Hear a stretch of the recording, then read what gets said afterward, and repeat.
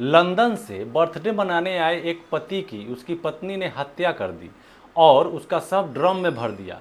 एक अन्य महिला ने शादी के केवल 14 दिन बाद ही अपने पति की सुपारी देकर हत्या करवा दी। किसी ने हनीमून के दौरान ही अपने प्रेमी से मिलकर पति को खत्म कर दिया। कहीं एक पत्नी ने अपने पति की नौकरी पाने के लिए ही उसका गला घोंट दिया और एक ने कोर्ट की सहायता से उसे इतना मानसिक प्रताड़ित किया कि वह आत्महत्या करने पर मजबूर हो गया। नमस्कार, मैं अशोक अंशुमन।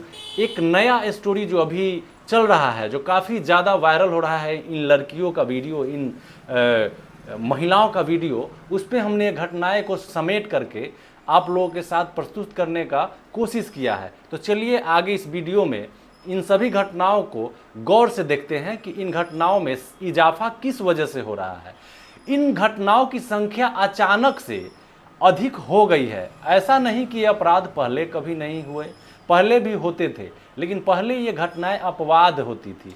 आज ये घर घर की कहानी बन गई है और अगर आप ध्यान से देखें तो इन महिलाओं के चेहरे पर न पछतावा दिखता है न अपराध बोध, सिर्फ एक ही दुख दिखता है कि वे पकड़ी गई या जो उन्होंने सोचा था वो हो नहीं पाया। इस अपराध के पीछे केवल व्यक्तिगत कारण नहीं है, इसके पीछे वह पूरा सामाजिक और कानूनी बदलाव है जो पिछले कुछ वर्षों से एक एजेंडे के तहत किया गया है। इस बदलाव का सबसे बड़ा औजार बनी भारत की न्यायपालिका। सबसे बड़ा मोड़ आया वर्ष 2018 में जब सुप्रीम कोर्ट ने आईपीसी की धारा 497 को असंवैधानिक घोषित कर दिया। यह धारा किसी विवाहित स्त्री के विवाहेतर संबंध यानी एडल्ट्री को कानूनन अपराध मानती थी, लेकिन सुप्रीम कोर्ट ने कहा यह कानून पुरुष विरोधी है क्योंकि यह केवल उस पुरुष को सजा देती है जिसने महिला के साथ संबंध बनाए। इस फैसले की याचिका एक ईसाई भारतीय मूल के व्यक्ति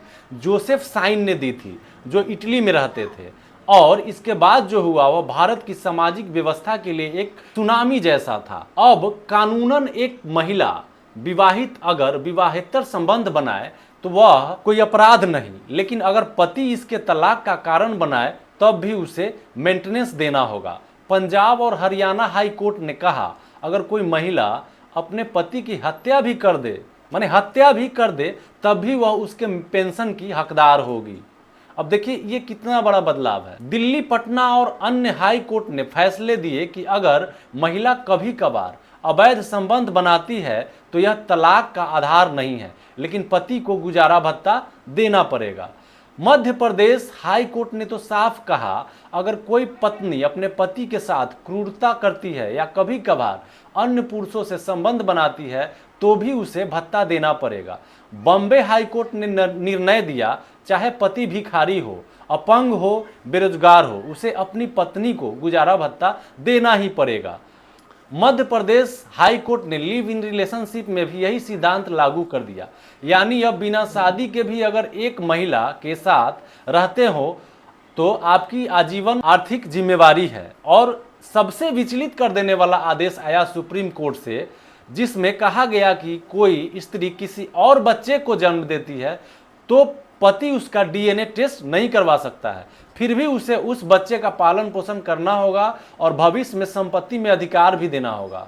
अब जरा सोचिए, जब न्यायपालिका एक के बाद एक ऐसे निर्णय सुनाए तो क्या होगा। परिणाम ये हुआ कि आपराधिक मानसिकता वाले लोगों और महिलाओं को खुली कानूनन छूट मिल गई। इस कानून को अब उन्होंने ब्लैकमेलिंग का हथियार बना लिया। धारा 497 हटने के बाद एक और चीज तेजी से हुई। टेलीविजन, फिल्में और वेब सीरीज में एक विशेष प्रकार की कहानियों की बाढ़ आ गई। अब सीरियल्स में, फिल्मों में, वेब सीरीज में एक खास पैटर्न दिखने लगा।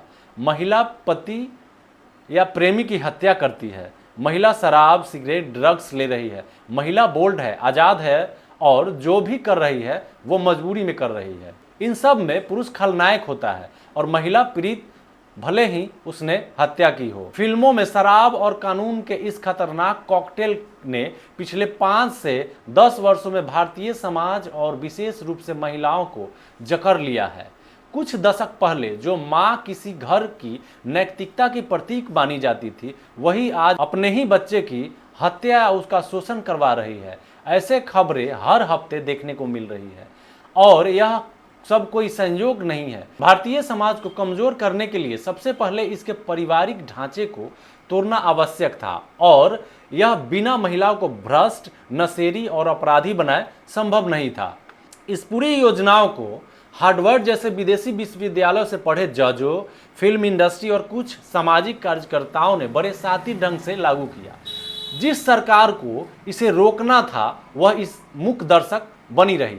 अब बात समझने की है, यह केवल स्त्री बनाम पुरुष का मामला है या नहीं। जो महिलाएं इन अपराधों में लिप्त है वे खुद भी उसी संस्थागत ब्रेन वॉशिंग की शिकार है। वो खुद भी नहीं जानती कि वो जो कर रही है वह सिर्फ एक फिल्मी आज़ादी नहीं बल्कि अपने परिवार और समाज के भविष्य को अंधकार में धकेलने वाला अपराध है। अब जरूरत है जागने की। हमें चटकार लेकर खबरों को देखना बंद करना होगा। हमें पहचानना होगा जो जज, वो राजनेता, वो फिल्मकार जो इस पूरे षड्यंत्र में शामिल है। हमें खुलकर बोलना होगा। सुप्रीम कोर्ट से मांग करें कि अवैध संबंधों को वैध ठहराने वाले फैसले पर पुनर्विचार किया जाए। 498A और घरेलू हिंसा जैसे कानूनों को जेंडर न्यूट्रल बनाया जाए। फिल्मों, सीरियल्स और वेब सीरीज के माध्यम से जो परिवार तोड़ने और नशे को ग्लोरीफाई कर रही है उन पर रोक लगानी चाहिए। नैतिक शिक्षा को फिर से स्कूल में लागू किया जाना चाहिए। जो हम लोग पढ़े थे उस समय नैतिकता के शिक्षा को काफ़ी मूल आधार माना जाता था शिक्षा के दौर में, लेकिन आज नैतिक शिक्षा को स्कूल से या स्कूल के पाठ्यक्रम से खत्म कर दिया गया है। हमारा समाज अब अमेरिकन एजेंडा के भरोसे नहीं छोड़ा जा सकता। यदि आज हम बोले तो आने वाले पीढ़ियां पूछेगी कि जब समाज को तोड़ा जा रहा था तब आप चुप क्यों थे। आज की चुप्पी ही कल की तबाही बनेगी। इस वीडियो के माध्यम से मेरा उद्देश्य सिर्फ यही है कि समाज को जागरूक किया जाए और संगठित किया जाए। वीडियो में बने रहने के लिए बहुत बहुत धन्यवाद। फिर अगले एपिसोड में मिलते हैं। धन्यवाद।